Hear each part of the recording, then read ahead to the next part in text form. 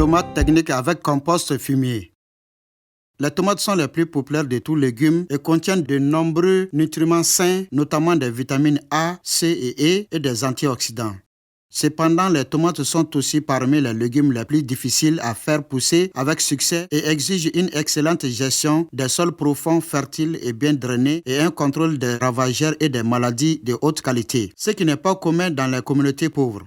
Les tomates sont donc à laisser de côté jusqu'à ce que les communautés aient assez d'expérience, que le sol soit bien traité et que du bon compost lui ait été donné pendant quelques saisons.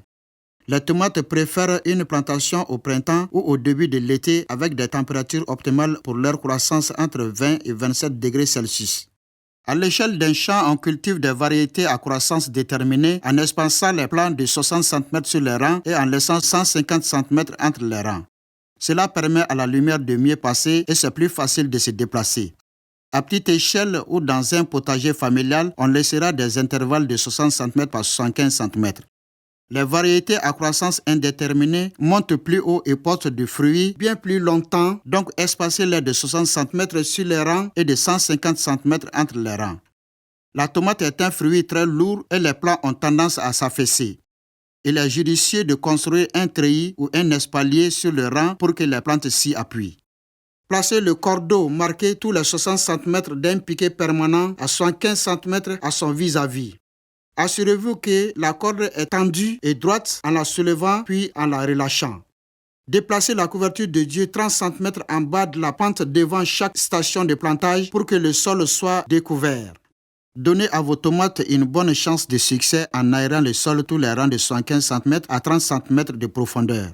Vu le grand espace nécessaire entre les plants, il vaut mieux mettre les intrants directement dans les stations de plantage plutôt qu'en compost de surface. Creusez une station de plantage de 15 cm de profondeur tous les 60 cm en plaçant le tas de terre en aval de la pente, au-dessous de la corde à mesurer en prenant soin de former un joli tas de terre que vous réutiliserez plus tard.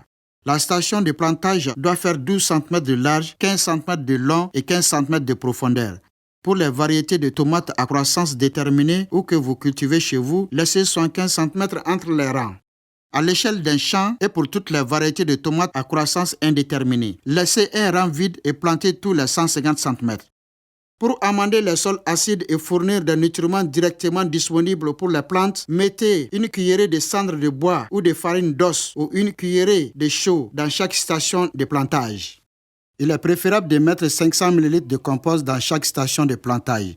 Si vous n'avez pas de compost, utilisez alors du vieux fumier mûr, sans quoi les plants produiront beaucoup de feuilles et moins de fruits. Couvrez tous les intrants avec de la terre en aval du tas que vous avez creusé jusqu'à ce que le niveau de la terre soit de nouveau plat. Remettez un paillis de 2,5 cm d'épaisseur en place sur les stations de plantage. Quand les jeunes plants font environ 10 à 12 cm de haut, ils sont prêts à être repiqués. Tournez le plantoir au travers de la couverture de Dieu et enfoncez-le au niveau de la station de plantage à la profondeur nécessaire. Tenez les plants de tomates en place et poussez avec le plantoir ou vos doigts depuis le côté pour que la terre appuie tout autour des racines. Arrosez-les. Les tomates sont sensibles à de nombreuses maladies et ravageurs, mais votre première ligne de défense est de maintenir les plantes à l'abri du stress grâce à un sol sain, un paillis épais et un excellent apport en nutriments. Toute lutte antiparasitaire biologique doit être axée sur la prévention plutôt que sur les remèdes. Toutes les solanacées, aubergines, tomates, poivrons et pommes de terre sont sensibles aux mêmes ravageurs et maladies. Il est donc essentiel d'avoir une pause de 2 ans dans votre planification de rotation avec ces cultures. Il existe d'innombrables options biologiques pour lutter contre ravageurs et maladies, des huiles qui font fuir les insectes, huile de Nîmes au lait d'huilier pour garder l'oïdium sous contrôle, pour ne mentionner que celle-là. Observez vos plantes régulièrement et si des plantes malades ont été identifiées, la meilleure option est souvent de simplement les enlever et de les jeter loin du jardin. En résumé, ameublissez chaque deuxième rangée de 115 cm. Creusez des stations de plantage de 15 cm de profondeur, séparées de 60 cm, toutes les rangées de 150 cm.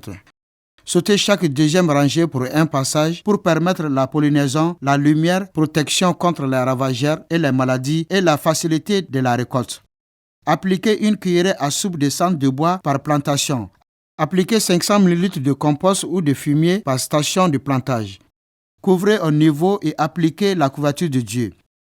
Plantez un plant par station de plantage en utilisant la corde marquée de 60 cm sur chaque rangée de 150 cm. Utilisez un treillis ou un espalier sur le rang pour que les plantes s'y appuient. Cette série de légumes est une part des ressources beaucoup plus compréhensive qui vous permet de découvrir la plénitude des voies de Dieu dans le domaine de l'agriculture. Si nous nous humilions et suivons de tout notre cœur les voies de notre Père Céleste, ce qu'il nous a montré depuis le début, nous allons récolter les fruits abondants de ses promesses.